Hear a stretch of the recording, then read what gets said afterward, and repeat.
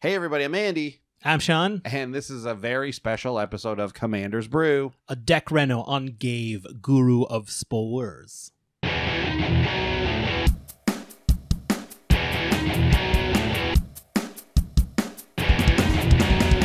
Hey, welcome back everyone.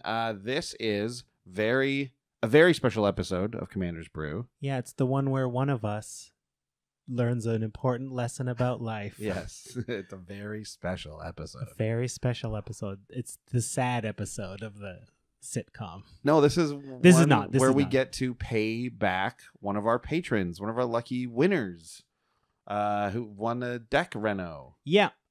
So if this is your first time encountering a Deck Reno of ours, this is something we offer to our patrons, and it is made possible by the support of our wonderful patrons. So we're going to pick a random one. We have done that.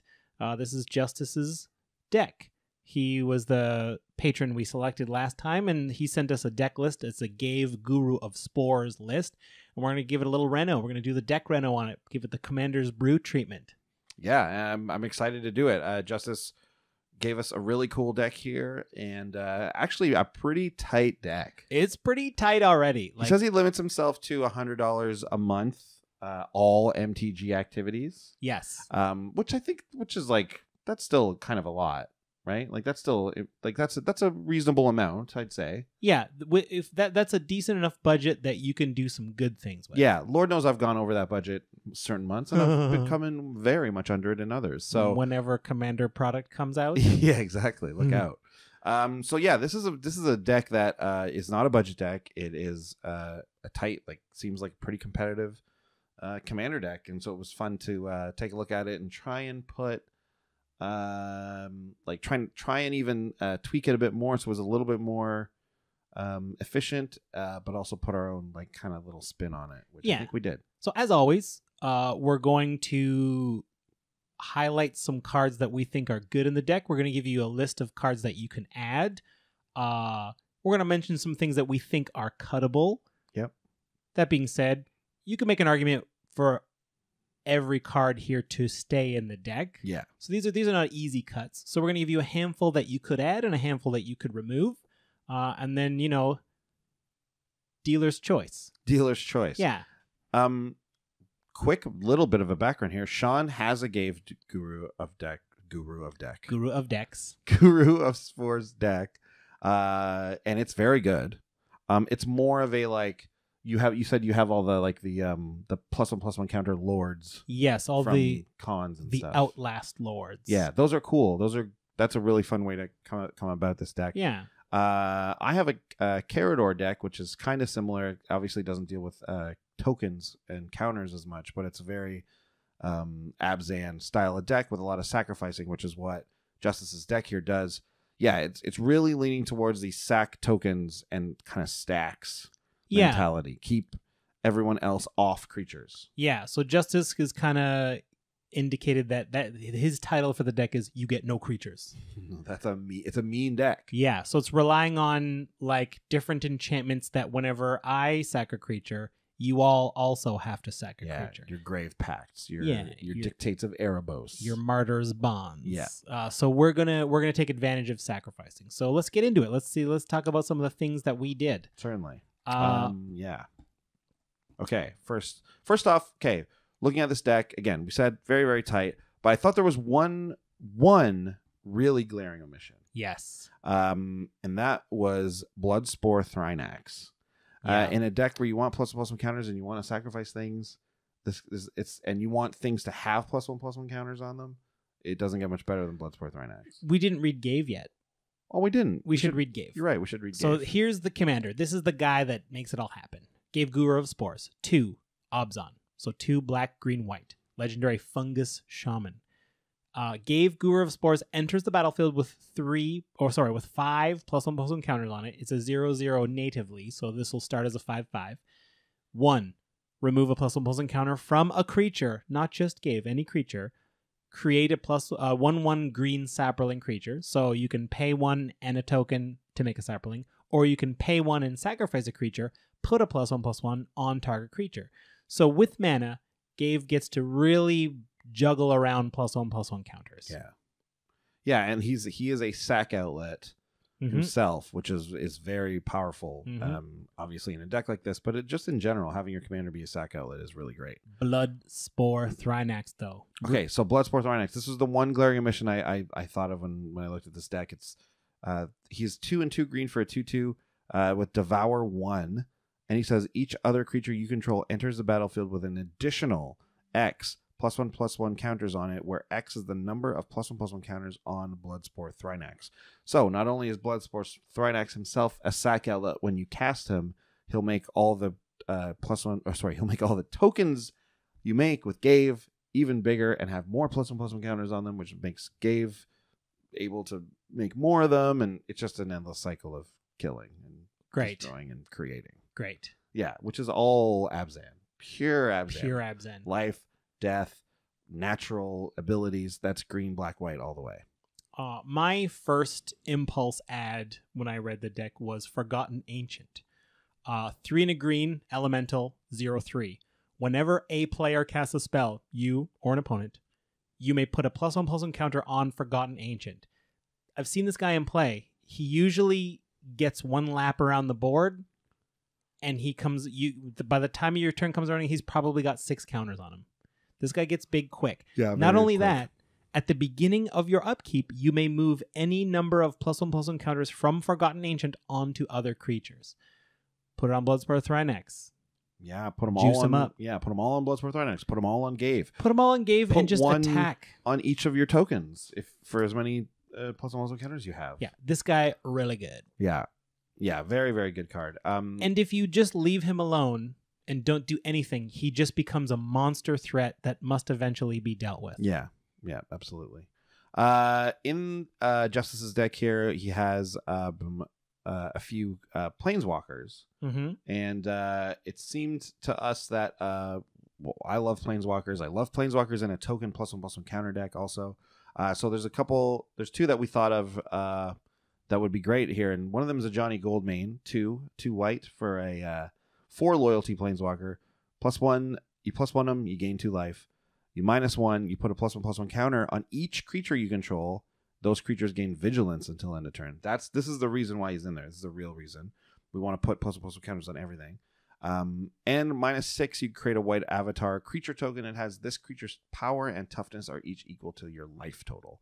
So if you ultimate him, you get a massive, huge token, which Hopefully. actually probably isn't that great in Commander, just because it's chump No blockable trample. and people can exile it or kill I it or forgot. whatever. Is Rogue's Passage in this deck? Oh, I didn't think to look for that. Can we also, see in the lands? totally. If it's not, probably should be. Probably should be with all the building of big dudes you have. No, that's an ad. Yeah. Rogue's Passage for sure. Ghave can get big enough that he can be a legitimate Voltron kill. Yeah, that is true. Yeah, So let's put Rogue's Passage in for those times.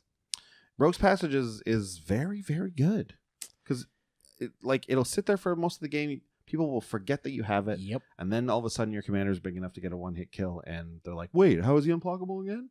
And you're like, Rogue's Passage. and you're like, "Oh, classic." I love that sound. I love if I can make my opponent make that noise. Oh. Let me tell you something about this deck. It's going to make a lot of people go, "Oh." Not only with unblockable stuff, but just because they're never going to have creatures. You don't even really need unblockable. Maybe that's why Rogue's Passage isn't in there. Yeah, in the first maybe. place. Right. Okay. So the other planeswalker we had. This guy shot up in price recently, so like maybe this is a bit out of budget. He's pushing $20, but a Johnny Steadfast, 3 and a white for a 4 loyalty planeswalker, +1 until end of turn. Up to 1 target creature gets +1/+1, first strike, vigilance, and lifelink. It's a great way to just bump up a bunch of life there. You get a life buffer. -2, same thing. This is why he's in here. Put a +1/+1 counter on each creature you control and a loyalty counter on each other planeswalker you control. Again, the minus ability is what we're looking for in this deck. Yeah, so I think he got up because a lot of super frenzy decks recognize how crucial that is, that It's second very ability. good. Very, very So I good. think that's why this guy got more expensive. But we can achieve his main ability for our deck in a cheaper planeswalker. His ultimate is also very good for a planeswalker. Oh, I haven't even read it. No. You get an emblem with, if a source would deal damage to you or a planeswalker you control, prevent all but one of that damage. It's easier to read it down here. Oh, that's right. I keep forgetting. You know what? I run this in my Ghave deck. Oh, yeah. And I have ultimated it before. This is the planeswalker I've ultimated the most. Huh. Isn't that weird? Yeah. I have a Marith planeswalker, like Super Friends / token +1/+1 counter deck. It's really fun. And Johnny Steadfast, I've doubling seasoned the most and got his ability, and I've people, it's very hard to lose once you have this emblem out. It really is. You know what though? I've been playing this planeswalker with ultimate, but then I've been playing against a Nekusar. It don't matter. Maybe even 2 times. So it's like it doesn't even matter. Yeah. You're still gonna die to Nekusar. Anyways, but it's a cool, good card for a deck like this for sure. Oh yeah, this was a fun one. So there's obviously a lot of sacrificing of tokens and things. So you're gonna have stuff like Blood Artist, and Justice has those cards in here. We just wanted to highlight another one that's also quite good is Pious Evangel. Yeah, it's a double-sided card. It's 2 and a white for 2/2 that says whenever Pious Evangel or another creature enters the battlefield under your control, you gain a life. So it's just a little bit more life gain also. That's which good is buffer. Which is good. Because Justice has cards like Necropotence and Phyrexian Arena and things like that in here. But then he has the ability to tap him, sacrifice another permanent. That's not hard. Transform Pious Evangel into Wayward Disciple, which is a 2/4 that says whenever Wayward Disciple or another creature you control dies, target opponent loses 1 life and you gain 1 life. So it's just another Blood Artist. It's another utility card. It sacrifices to transform, which is what we want to be doing, and it further fuels future sacrifices. Yeah, it's really good. Yeah, and it's I guess if you need another one, it's just great. It targets, which is not as good as some of the other ones, but I think this is a good include. Yeah, card draw. We'll need some of that. We need it. Especially since one of the cuts we make is cutting one of the card draw spells. But this is a good. I think this is a really good. I think this is an upgrade. Yeah. This is an upgrade. We're talking about Grim Haruspex. 2 and a black for a human wizard, 3/2 with morph. So you can cast it face down for 3, but then you flip it up for just a single black. So you could hide this face down as a surprise. And then basically it says whenever another non-token creature you control dies, draw a card. Great. Yeah. Let's draw some cards. It's a non-token, which is important to note. So you're not going to be drawing so much off of your Ghave Sapperlings. Your Ghave Sapperlings, but like you'll still draw enough off of it. I think that it'll be good. Yeah, I think so. And I always maintain that like you're gonna get wrathed a couple of times. Right. You're not gonna make it through a game without getting wrathed at least twice. So why not just refill your hand when one of those wraths happens? Yeah. So Grim Haruspex, pretty good. So then we have like a pack of cards here now, a real on theme bunch. Yeah. We said, okay, so it's very tough to make adds and removes from this deck because it's a pretty tight deck, like we're saying. So what if we just suggested that there's another possible way to go with this deck, not completely away from the strategy Justice already has, but just a slightly different version of it. Yeah, we're going to talk about cards that let us get more creatures, token creatures, onto the battlefield so that we have more sack fodder. Yeah, and actually the way this goes, they're even easier to sack. We don't need a specific sack outlet. Right. We're talking about Eldrazi Scions or Spawns. Right. And one of the best enchantments for that is From Beyond, 3 and a green. It's an enchantment. It's got Devoid. At the beginning of your upkeep, create a 1/1 colorless Eldrazi Scion creature token that you can sack to add a colorless to your mana pool. And I forget that this has that. You can pay 1 green and sacrifice it to look for an Eldrazi card, but we don't have any, so that won't do anything. Right. But, I mean, this creates a little creature that will sack itself for mana. So it's ramp. It helps us cast our other cards, and while we're just casting it, we get to sack a creature. So if we have our pacts out, our opponents are sacking creatures just by us casting our spells. I think Scions are excellent in this strategy. Yeah, it's very good.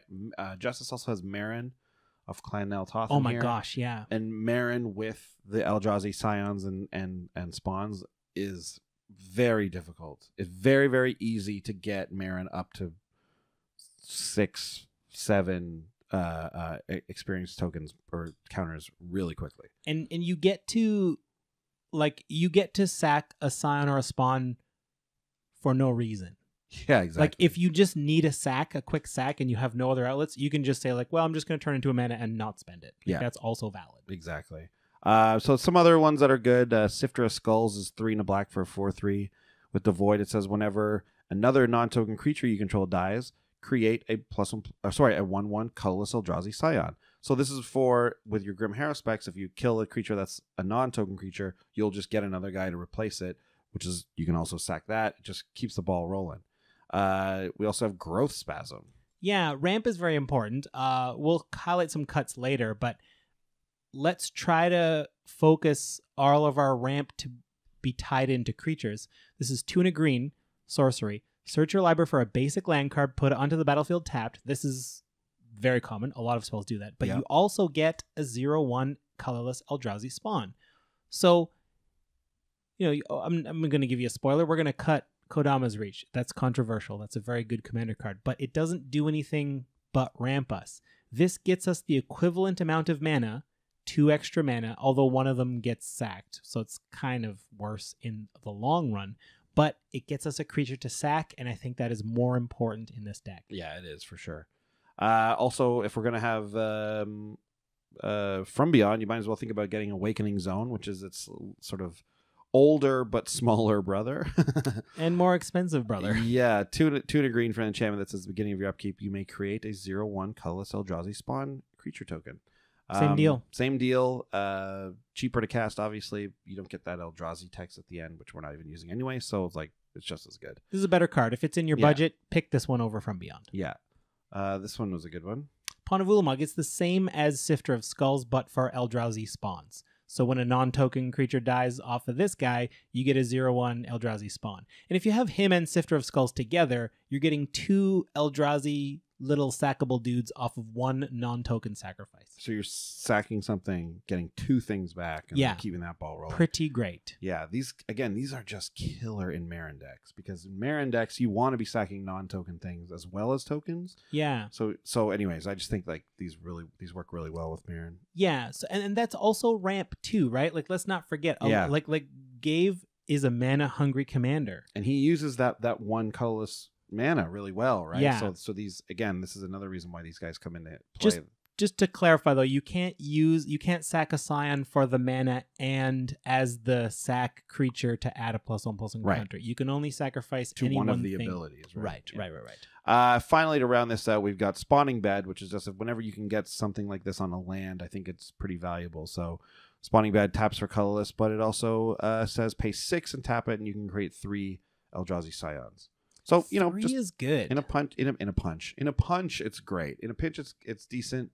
Sometimes you just have so many lands, it doesn't matter. You'll sacrifice one of them for a bunch of tokens. It's great, and it sort of only costs you 3 because you're getting 3 back in mana. Exactly. Yeah. Exactly. Yes. Okay. Great. So that's sort of that package. We want to put that together. Yeah. There's a lot of life gain, as we said. There's use for life. And Sean, you also had a couple other reasons to include this next card. When +1/+1 counters matter, I love a card like Scorch Reagent. 3 white for a flying 4/3. Whenever an opponent casts a spell, put a +1/+1 counter on Scorch Reagent and you gain 1 life.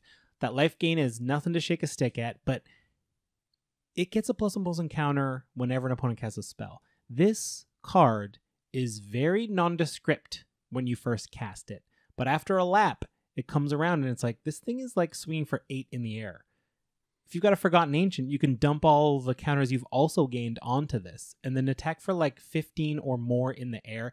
This card, I feel, as long as you can get some sort of extra benefit from it, like the +1/+1 counters, it is a must-answer single card. This card will draw a piece of removal. It will force a Wrath. Your opponents must deal with this or die to it.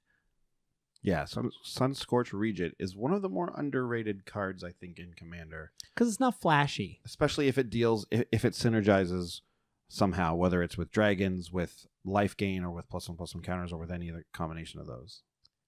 You know, if we've learned anything from Ojitai's assistant, whatever, the new partner.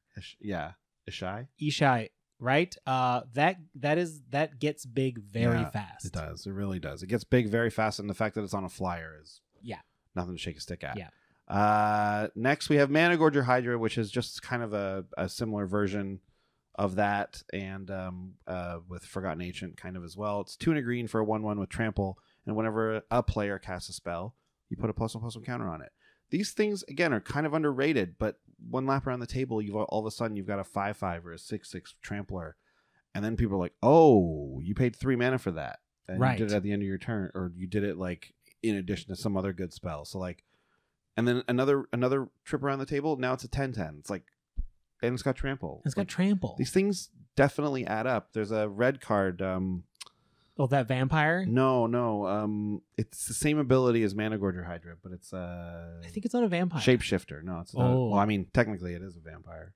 Oh, you're thinking of it looks like a bull on Torian Mauler. Yeah, Torian Mauler. Torian Mauler was always a good card in Commander, and then they printed Mana Gorger Hydra, which is just a better version in better colors. Yep.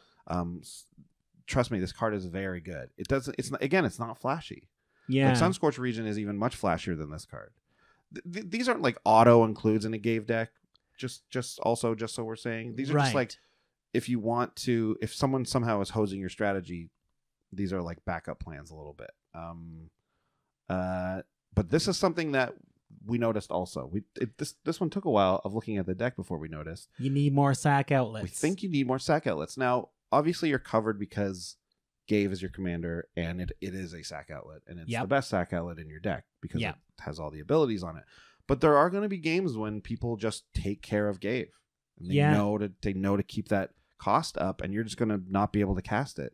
I mean, it's happened to me in my Ghave deck. Maybe you tap out and you don't have that sack mana, and they like put it under. Like they do one of those things, like maybe now you can imprison him in the moon or something. He's like, oh man, I missed a chance. I can't sack it now, and I know it's gone forever. Or Ghave costs 5 to begin with. It doesn't take long before Ghave gets a little too expensive to cast again. So there are going to be games where you don't have Ghave. Yeah. You need another way to sack. And it's not fun to think about, but you should think about it because it is going to happen. It's happened to all of us. It is for sure going to happen. And like you're saying, like sometimes you tap out to cast Ghave because he costs 9, but then you can't do any of the other stuff that you need to do with that creature. And if someone just kills your commander again, well, then you just spend a whole turn doing nothing. Yeah, that sucks. And that sucks. And so you need some backup sack outlets. I think this is the other biggest glaring omission is a few more sack outlets. Yeah. So why not add the best one? Ashnod's Altar is the best in the business. I think it's a 3-mana artifact. It's free to sack a creature, and it nets you 2 colorless mana when you do so. Ghave is a mana-hungry commander. This only makes it better. Yeah, it makes it easier to play Ghave when you've got an Ashnod's Altar. Plus, there are quite a few infinite combos. Are they Ghave. in this deck? I'm sure they are. With I didn't even look, but scales. I'm positive there are. So we're running hardened scales, which means when we put a plus an Ashnod's Altar and Ghave, I think that's one. Let's go through this. So you have all going. So you pay 1 colorless to make a sapperling.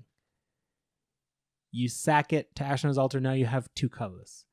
You got to pay one of those colorless to make another one.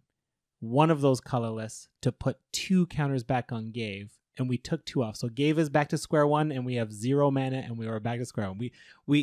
It's an infinite loop that doesn't get us ahead anywhere.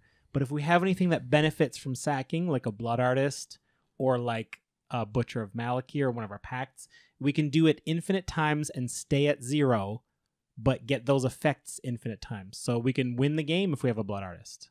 Yeah, it's there's a lot of infinite combos with Ghave and Ashnod's Altar. Run it for sure. Next, there's another sack outlet that we like on our show. We kind of discovered this one. We didn't know about it before, and I think it's great. Fanatical Devotion. It's 2 and a white for an enchantment that says sack a creature, regenerate target creature. So this is good in the category of protecting from board rests as well as just being a free sack outlet. Yeah, if your opponents are going to exile all creatures, well, then you sack everyone in response so no one goes into exile. If they're going to destroy all creatures, you pick the half that you like the best, and you sack the other half to give the first half life. Yeah. Great card. Very, very good. Someone tries to kill your commander. No way, man. No way, Guess what? man. Regenerated. Next is Viscera Seer. Obviously a very powerful sack outlet at 1 mana only. So you pay 1 black, you get a 1/1 that sack a creature, scry 1. Help you find the stuff you want. You're happy to sack things all day long to this creature. So Viscera Seer is one of the more powerful sack outlets in, if not the best sack outlet in like other formats like Modern and things Definitely like the case can be made. Once you have a good hold on the board and you don't need to sack for other reasons, like to draw cards or whatever, you're going to just sack to scry to ensure you have the tools you need to keep your lead and to just close out the game. Yeah. That's it. Oh, I thought I had another one in here. I got rid of it. Oh, I was going to say Carrion Feeder or its vampire counterpart, but these are good because when you sack creatures with them, they get +1/+1 counter, so that helps feed Ghave. Carrion Feeder is also 1 mana, 1 black for a 1/1. He can't block, but you sack a creature and you put a +1/+1 counter on him. So yeah, you can pull the counters off. You're turning them into. So as long as you have mana, you can create an infinite loop with this and Ghave. Yeah, That's not infinite. It's as much as you have mana for. right. So you can. So with Blood Artist, you can just pay and just hit someone for however much mana you want. Tons. That's great. So those are the cards we think would work well in this deck. Would consider adding for the reasons we've stated. Now that's a lot of cards. It is. That's a lot of therefore a lot of cuts to fit all those cards. Yes. We're not going to just give you a 1-for-1 cut and keep list. Right, because you might not want to add all those cards. You might want to add them all. We don't know what your meta is like. Maybe some of those wouldn't be so good. Maybe some of these would be better than others. Right. And I also think it's important to give you a little bit of personality. Use your personality. What are the ones you like the best in there, right? Exactly. But we will recommend a few cuts because it can be hard to get started, and we'll tell you why we're cutting those things. Yeah. One of them is Saprogenesis. It's an enchantment. I've never seen Sporogenesis. this before. Sorry, Sporogenesis. You'll know why I made that mistake in a second. It's a 3 and a green for an enchantment. At the beginning of your upkeep, you may put a fungus counter on target non-token creature. Now I'll point out, nothing else does fungus counters in this deck. Right. I incorrectly thought that some other of the spore counter. Phthalids. Yeah. There's some phthalids that do, but they do spore counters. They make Those spore are not counters. fungus counters. Yeah. Ghave is a fungus, but there's no other fungus counters. So just keep that in mind. Whenever a creature with a fungus counter on it dies, create a 1/1 green sapperling creature token for each fungus counter on that creature. When it leaves the battlefield, remove all fungus counters from all creatures. So basically, every lap around the table, this gets you 1 future sapperling when you sack a creature. But it has to be non-token. And this is an easy cut for either From Beyond or Awakening Zone because those cards also give you a creature every turn, but they give it to you immediately during your upkeep, and you can automatically sack it for mana, which is better than a future sapperling. Yeah, I agree. This is, I think, both of those are just better than this. Yeah. Completely. This one was interesting because it doesn't look like it's a cut at first. No. But when you look a little harder, it is. That's Panharmonicon. Mm-hmm. Panharmonicon from Kaladesh, 4 mana. If an artifact or creature entering the battlefield causes a triggered ability of a permanent you control to trigger, that ability triggers an additional time. So we looked into this and we looked at Justice's deck and it looked like, there's probably about 15 or so creatures that use this. And we thought the commander as well. Yeah. Sometimes it's worth keeping a card in a deck if just a commander. Yep, totally. I really believe that. But it turns out that that's not the case here. And in fact, there were only about, what would you say? There was only about 6 or 7 cards that worked with Panharmonicon, I think. Not Ghave. Because Devour, a few cards have Devour on it. Like Michaeloth, like our recommended Blood Spore Thrynax.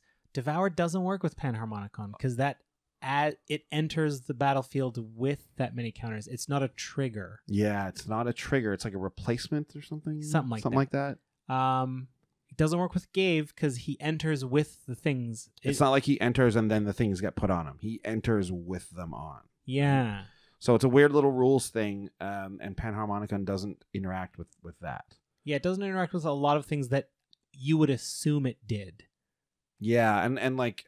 Some of the ones it does work on very big. For example, Cathar's Crusade.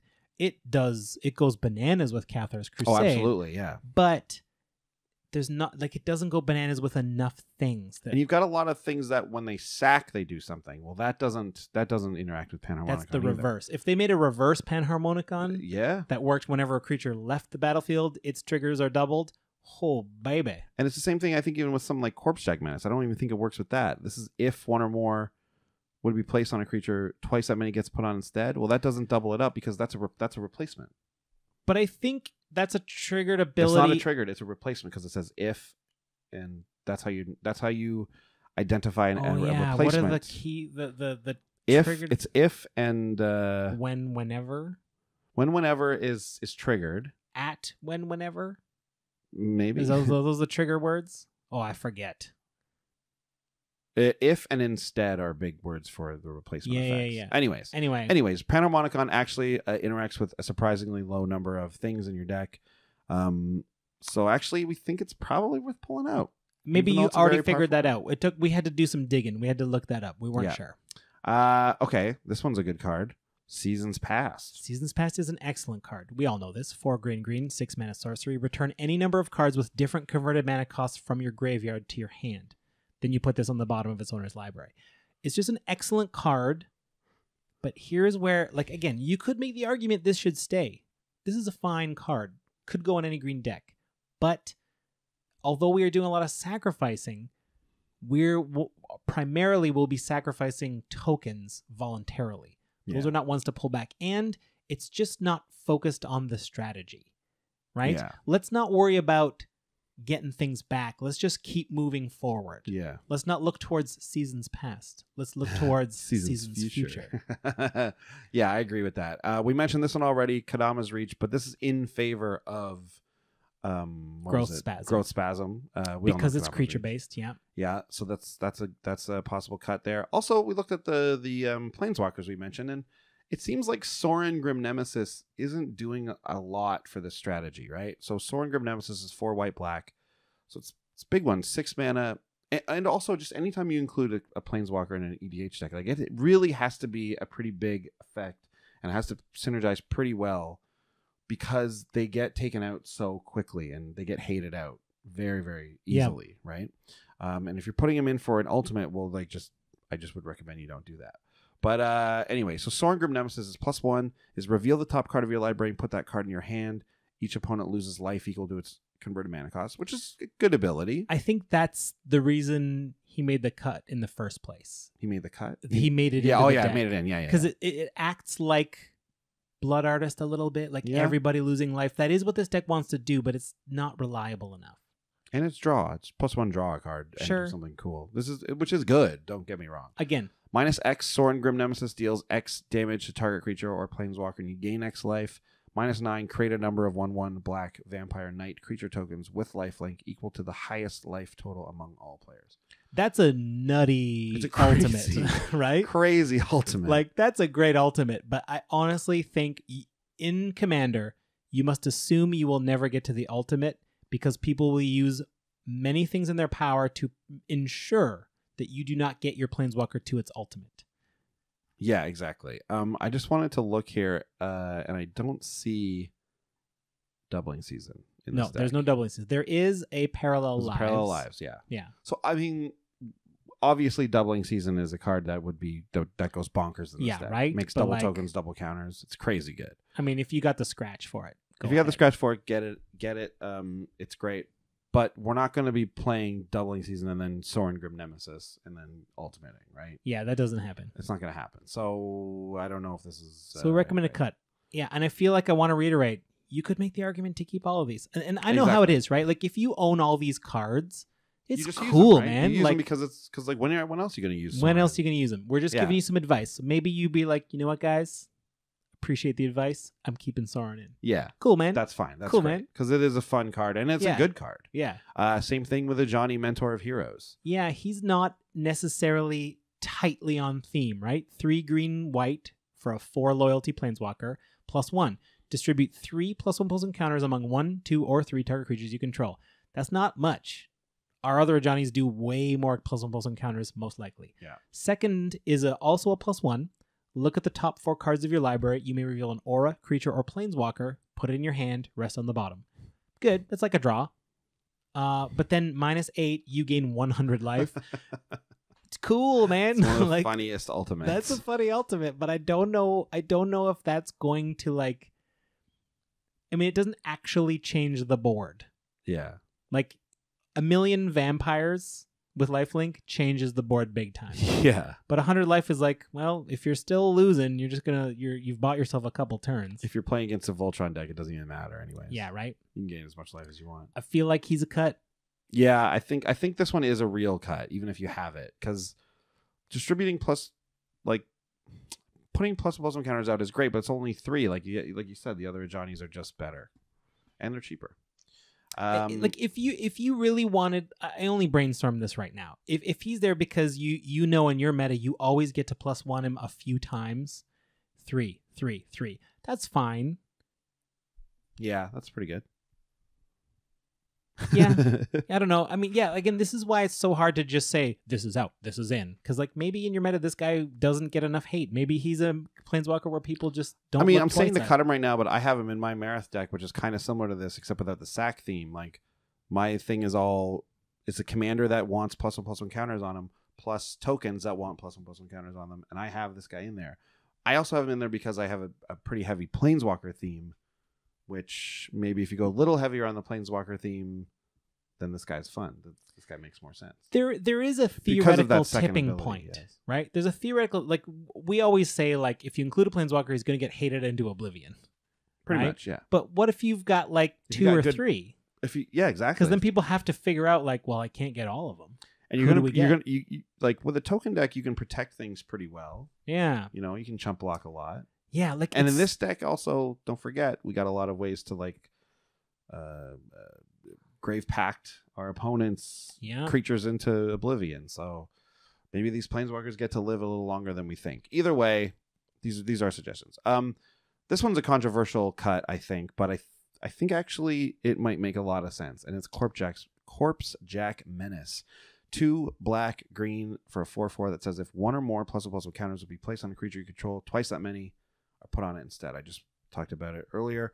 It seems like this is a perfect card for Ghave, right? It kind of is. And it is.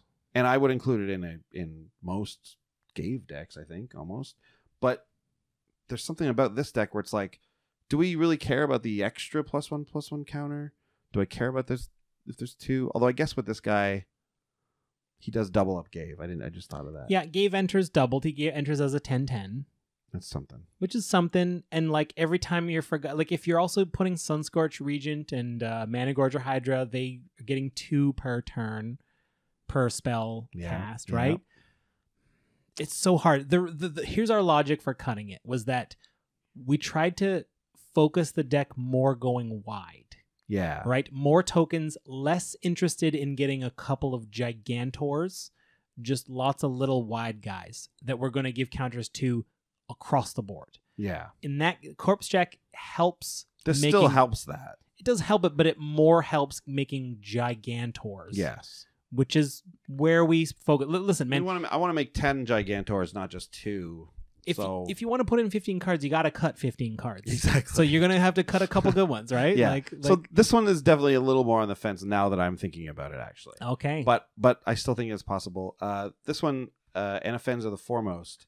I think this is a decent cut. Yeah, I think so too. This one is Absam, white, black, green for a 4/4. She says, whenever she attacks, you put a +1/+1 counter on another target tapped creature you control. She has to attack. The other thing has to be attacking, and you only get 1 counter. Or tapped. Or tapped. That's true. Tapped for another reason. Not much. And then it says, if a non-token creature an opponent owns would die, or a creature card not on the battlefield will be put into an opponent's graveyard, you exile that card instead.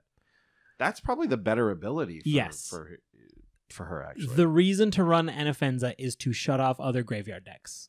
And, like, do we need to do that, really? Again, Maybe. Again. Because we're making people sacrifice things, but, like, I just don't think it's that big of a... I think you can make them sack their things when they get them back out again as well. Like, I mean, you do run the Scavenging Ooze. So it costs more mana, but it is a way to like cherry pick out creatures as they try to target them. So it's like, I'm going to cast this and return this creature. Trigger on the stack, eat those creatures. So you can manage. Like, here's the tough part, man. You got to make cuts. Yeah, right. You gotta make cuts. You got to have card draw. You got to have graveyard hate. You got to have this. You got to have that. At a certain point, how much of your deck is like free to just have a free period? Like your schedule is math and science and whatever. Like I want some free time in there, right? When's lunch?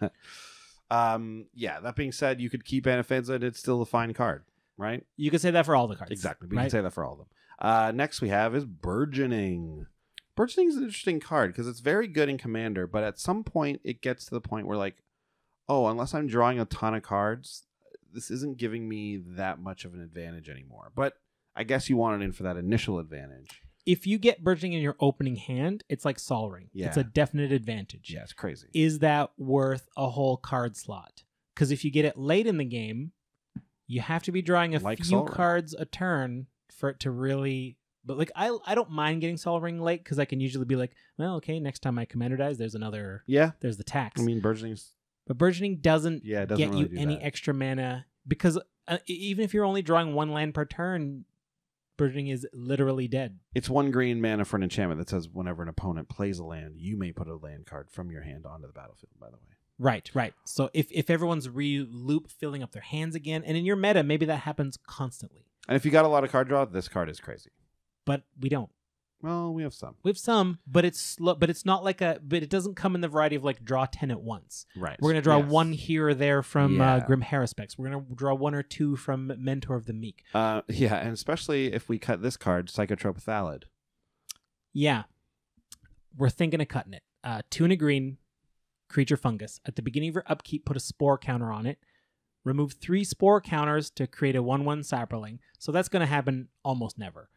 But 1 generic, sacrifice a sapperling, draw a card. It's a decent price. Ghave makes sapperlings. Michaeloth makes sapperlings. No, Avengers Zendikar makes plants. Avengers Zendikar does not make sapperlings. It really seems like he should be making sapperlings. Yeah, it really does. But he does not.